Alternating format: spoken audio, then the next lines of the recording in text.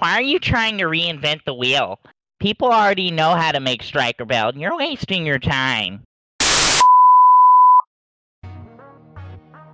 Hey, what's up guys? Sorry about the cringy intro to the video, but someone actually said that to me in Twitch chat whenever I was talking about making this video. And you know what, there's some merit to that question that I'm going to address and answer in this build/review video, whatever this is. I know I'm late to making a video about Striker, but I've seen a lot of people running it incorrectly or inefficiently. For as many people who are running it this way, there's probably an equal number of people who are running it perfectly fine. I'm here to show you guys my build and why I'm running it the way that I am. I'm not going to bother telling you guys what Striker does because I would hope that's common knowledge by now, so let's get right into the guns I'm using in my build. I'm running a LVOAC with Deadly, Vicious, and Competent as my range gun, and I'm running crit hit damage mods everywhere that you can get them except on the magazine. Then on my house, I'm running Responsive and Deadly, and for the mods they're the exact same as my LVOAC, including the magazine, which I'm not running crit hit damage.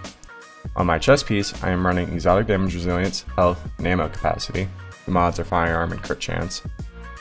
The mask is Crit Chance and Burn Resistance with a Stam Crit Chance mod. The knee pads are Health, Burn, Shock, and Disrupt Resistance. Mods are Stam Crit Chance with a 2% Pulse Critical Hit Chance mod. The backpack is Health and Disrupt Resistance with the mods being Stam Crit Chance and 2% Pulse Critical Hit Chance performance mods. The gloves are Assault Rifle damage, Submachine Gun damage, and Critical Hit damage. Then lastly, the holster has the major attribute of Crit Chance and 2% Pulse Critical Hit Chance performance mod. The skills that I'm using are the Conceal Pulse, which with the Pulse Critical Hit Chance mods brings my Critical Hit Chance to 15.3%. More on that in a bit. Then I'm running an Immunizer Sports Station for burst healing when I blow it up. My character talents are Critical Save, Combat Medic, Strike Back, and On Move. If you're solo, you can take off Combat Medic and put on the Precision talent. Now onto the meat of my build. My house is my primary close range weapon. The key thing for my build is the Critical Hit Chance. I have 45% crit chance overall by itself on the house.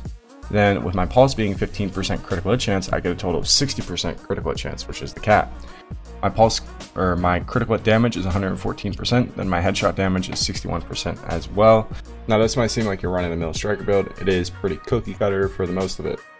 However, everything here serves a purpose. For example, I'm running critical hit damage on the gloves. Why not critical hit chance here? Well, I hit that magic number of 45% crit chance overall already with my build. The house has a native 23% critical chance when it's maxed out. Then on my gear, I'm running 4% on my mask and holster. With all of my mods, I have 5% critical hit chance added there. Then my weapon mods have the remaining 9%. Running more than this, for example, having critical hit chance on the gloves would put you up to 51%, but then you lose out on 17% critical hit damage on the gloves, which you don't want to lose, as this is one of the places that it rolls the highest. You definitely want to keep the AR and SMG damage in PvP, because with the damage on the gloves, I hit for 38k to the head with my LVOAC, and then with my house, I hit 40k to the head. Keep in mind, my Striker build is fully optimized, and the players I'm shooting are fully optimized, meaning they have 33.5% armor mitigation. Now without the arrow damage, I hit for 36k, and with the house, I hit for 38k. Increases your damage by 2k for each gun, and this is one of the few places on your gear that you get raw damage for the base of your build. You could run a magazine that has the 4% critical hit damage as well in the house, but then you drop below that magic number of 45% critical hit chance overall. And as I've stated before, you don't want to do that. Now if you're wondering, well, what about the critical hit damage on the backpack and knee pads? I'll leave you the soundbite. You have to be some special. You have to be a special kind of stupid to go crit damage and crit on the knee pads on the backpack, man. But he probably doesn't know that it's like additive to the other crit damage on like any crit build, and it only amounts to like 2% damage or something. Given what Marco just said, I decided to test it out. I got a new pair of knee pads and a backpack to test it out. Fully optimized both of them and looked at my stats. My critical hit damage went from 114% to 132%, and my health dropped from 341,000 to 311,000, and I went and tested it in PvP. Immediately, I could tell I was more squishy, to the point of having the same health as a person with 5k stamina with the health rolls on the backpack and knee pads. The damage bump wasn't that noticeable, and I tested that just like I did before. Previously, I was hitting for 38k with my AR and 40k with my house. And remember, this is under ideal circumstances. I use a single pulse skill to proc my competent on my AR, and then on my house I made sure that I was capped on my crit chance and crit damage as well in terms of getting the pulse to be active. So I was hitting for 38k and 40k, and then with the new critical hit damage on the backpack and knee pads, I'm hitting for 41k with my LVUAC and 43k with my house. That's pretty good. That seems more than the 2% that Marco suggested. It's actually more like 7.5% damage increase, but is it worth it? If you ask me, no it's not. Not because I want to agree with Marco, but because I did the math on the two builds you encounter in the Dark Zone the most, Striker and Predator.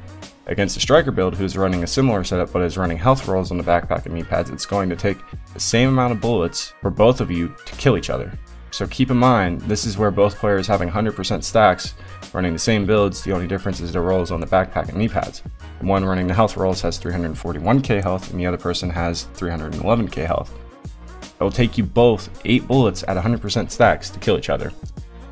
Well, what about a Predator in DZ? Most people are running their Pred builds with 9k stam. Take mine for instance. I have 432k health. It takes 11 bullets from both of the players running nearly the identical builds to kill the player running Predator, and this is under most ideal of circumstances for all use case scenarios in this video.